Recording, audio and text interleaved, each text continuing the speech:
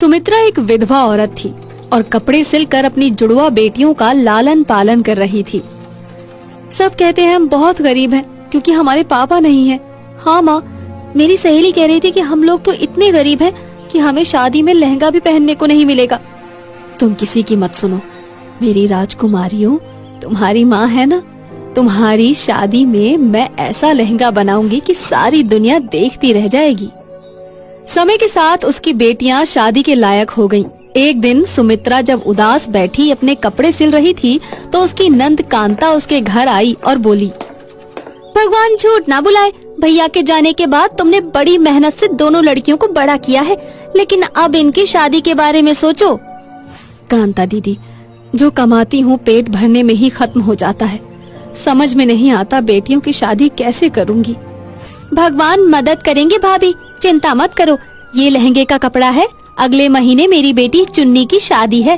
अब भला तुम्हारे होते हुए किसी दूसरे से लहंगा सिलवाने की क्या जरूरत मुझे। सही कहा, चुन्नी का लहंगा तो मैं ही सिलूंगी। अरे रज्जो और गुड़िया, एक प्याला चाय तो बनाकर लाओ, देखो तुम्हारी बुआ आई हैं। लाई माँ, लेकिन दूध खत्म है। बुआ, क्या आप काली चाय पी लेंगी? नाना, तू मेरी चाय की चिंता मत कर। अच्छा ये बता कि कोई लड़का पसंद है? तेरी माँ को तो फुर्सत है नहीं लड़का ढूंढने की। तो आप ही ढूंढ दो ना लड़का हमारे लिए, हम भी अपने लिए लहंगा सिलवाएंगे माँ से। वो तो बस दूसरों के ही लहंगे सिलती हैं। क्यों नहीं क्यों नहीं भाभी, मेरे दामाद के ऑफिस में चपरासी का काम करने वाला एक बहुत सुंदर लड़का है, कुंवारा भी है। कहो तो शादी की बात चला दूं? दीदी, चपरासी से तो ना करूंगी इनकी शादी। कम से कम मैंने जो दुख देखा है मेरी बेटियां तो ना देखी। कम से कम अपने घर में तो रानी की तरह जीवन बिताएं ये। अरे भाभी, लड़कियों को क्यों बेकार के सपने दिखाती हो? तुम भला कहाँ से करोगी ऐसे दामादों का इंतजाम। अच्छा मैं चलती हूँ, जब लहंगा बन जाए तो मुझे खबर भिजवा देना। कुछ दिनों बाद रज्जो की सहेली के भाई रमेश का रिश्ता रज्जो के लिए आता है। देखो बहन, मेरा बेटा रेलवे में अफसर है। वैसे तो सरकारी नौकरी में बहुत दहेज मिलता है, पर तुम्हारी लड़की हमें बहुत पसंद है। हमें दहेज नहीं चाहिए। हमारी तो एक ही इच्छा है कि हमारी बहू बढ़िया ब्राइडल लहंगे में ही घर आनी चाहिए बस। आप परेशान न हो, आपकी इच्छा जरूर पूरी होगी, पर मैं चाहती हूँ मेरी दोनों बेटियों की शादी एक साथ ही हो जाए। तो फिर इसमें कौन सी मुश्किल है? ये तो और भी अच्छी बात है। आप अपनी दूसरी बेटी की शादी मेरी बड़ी बेटी के देवर से कर दीजिए। वो भी अफसर है। उनकी डिमांड भी बस अच्छे संस्कारों वाली लड़की की है। दहेज तो वो 1 रुपया भी नहीं मांग रहे हैं। इस तरह बातों बातों में 2 महीने के अंदर सुमित्रा की दोनों बेटियों की शादी पक्की हो जाती है। सुमित्रा रात दिन इस सोच में बीमार पड़ जाती है कि शादी की तैयारी कैसे होगी। बचत के नाम पर उसके पास कुछ भी नहीं था। माँ, तूने तो कहा था तू हमारे लिए सबसे सुंदर ब्राइडल लहंगा बनाएगी। अब तो तेरा वादा टूट जाएगा ना? अरे नहीं नहीं बेटी, मैं अपना वादा नहीं टूटने दूंगी। तेरी कांता बुआ की बेटी के लहंगे में से कुछ कपड़ा बचाया है और बचे हुए कपड़ों के काफी टुकड़े मेरे पास हैं।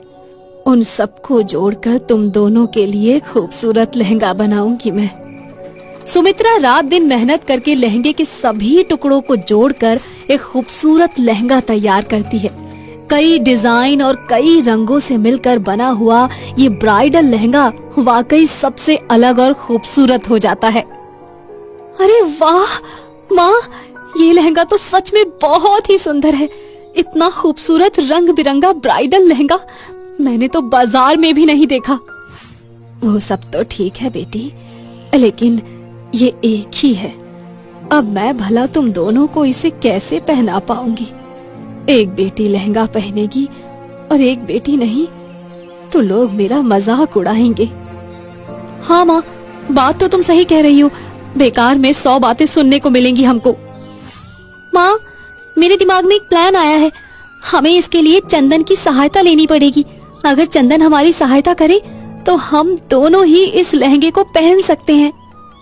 चंदन की सहायता? वो भला इसमें क्या करेगा? वो क्या सहायता कर सकता है? मुझे तो तेरी बात समझ में नहीं आ रही है। माँ, तुम इस लहंगे की मैचिंग की 2 चोलियां बनाओ, एक मेरी नाप की और एक दीदी की नाप की। अरे बेटा, लहंगे में इतने सारे रंग हैं कि इसकी मैचिंग की चोलियां आराम से बन जाएंगी। ये कोई बड़ी बात नहीं है। ये लहंगा दीदी पहनकर अपना जयमाल देंगी और फिर लहंगा उतार के मुझे दे देंगी। चोली तो मैंने पहले ही पहनी होगी। मैं भी लहंगा पहनकर जयमाल की रस्म पूरी कर लूंगी।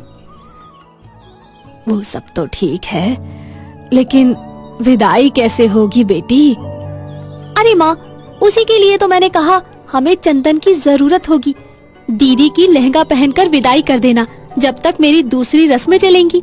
दीदी अपने ससुराल पहुंच चुकी होंगी और लहंगा उतार के चंदन को दे देंगी। चंदन लहंगा वापस ले आएगा, जिसे मैं पहनकर विदा हो जाऊंगी। ये प्लान तो काफी अच्छा है।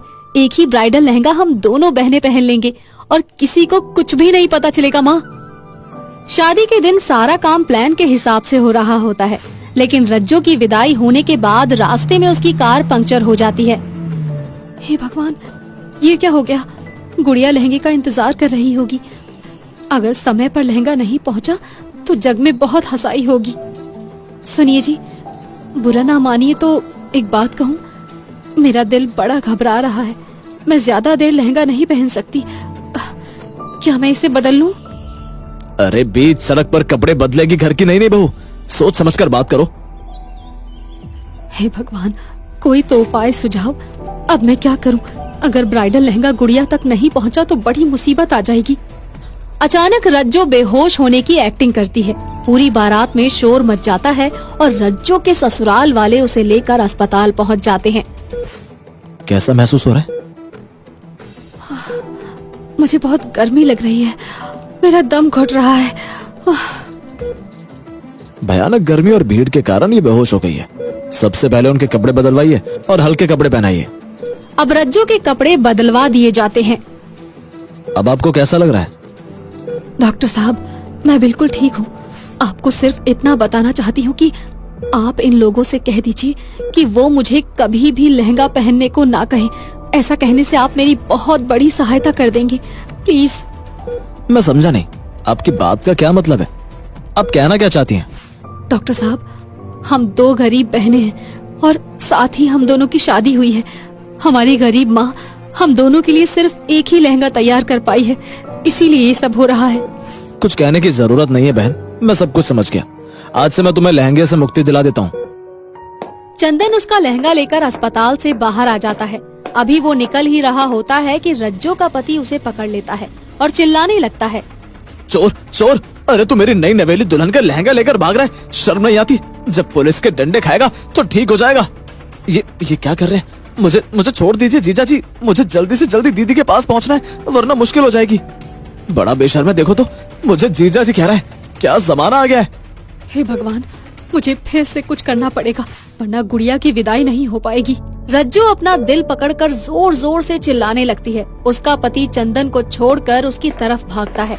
उतनी देर में चंदन लहंगा लेकर 9-2-11 हो जाता है। डॉक्टर साहब, मेरी वाइफ को क्या हुआ है?